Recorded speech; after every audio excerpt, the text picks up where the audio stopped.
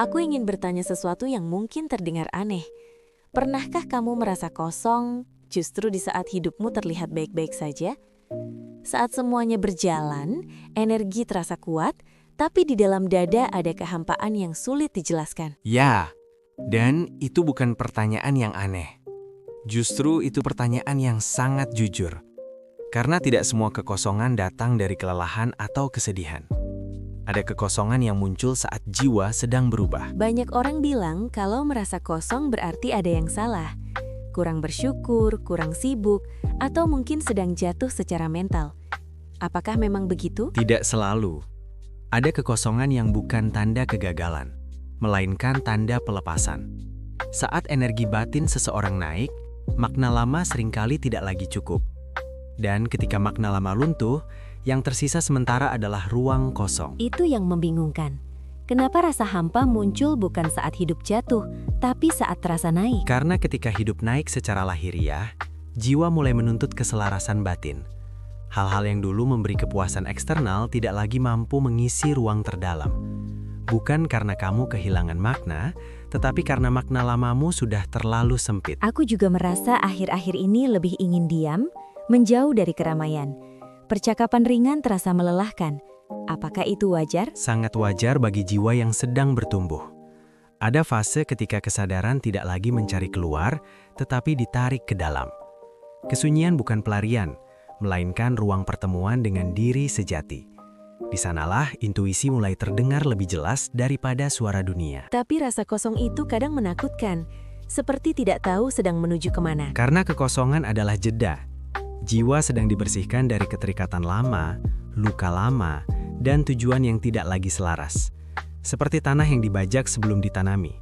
Di permukaan terlihat gersang, padahal sedang dipersiapkan untuk sesuatu yang lebih kuat. Seringkali orang lain tidak mengerti.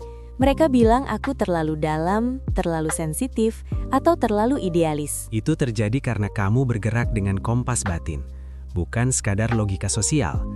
Tidak semua orang hidup dari frekuensi yang sama. Ketika kesadaran naik, pilihan hidup tidak selalu bisa dijelaskan dengan bahasa umum. Dan itu bukan kesalahanmu. Aku juga sering merasa sendirian, meski tidak benar-benar sendiri. Energi tinggi sering berada di ruang batin yang sepi.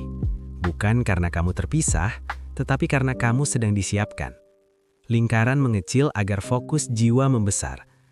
Kesunyian ini bukan hukuman, melainkan perlindungan. Jadi, semua ini bukan sesuatu yang harus dilawan. Bukan. Kekosongan memaksa kamu berhenti berlari dan akhirnya bertemu dengan dirimu sendiri. Tanpa peran, tanpa topeng. Di titik ini, kamu belajar membedakan mana suara ego dan mana suara jiwa.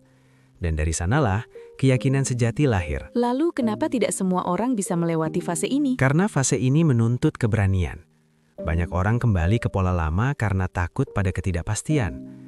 Padahal yang runtuh bukan jati diri, melainkan cangkang lama yang sudah selesai tugasnya. Yang bertahan akan berubah, yang mundur akan mengulang. Apa yang terjadi jika seseorang bertahan? Batin menjadi jernih. Langkah tidak lagi didorong oleh ketakutan, tapi oleh kepekaan. Kedamaian muncul tanpa harus dicari, dan hidup mulai terasa mengalir, bukan dipaksa. Itu hadiah yang tidak bisa dibeli, hanya dialami. Jadi, kekosongan ini bukan akhir. Bukan, ini inisiasi. Gerbang menuju versi diri yang lebih sadar. Tidak semua orang dipanggil ke sini. Dan jika kamu mengalaminya, itu bukan karena kamu lemah, tetapi karena jiwamu sedang diminta naik peran. Pertanyaannya sekarang bukan lagi ada apa denganku, tetapi apakah aku berani tetap berdiri di fase ini? Karena hanya mereka yang berani melewati kehampaan yang akhirnya menemukan kekuatan sejatinya.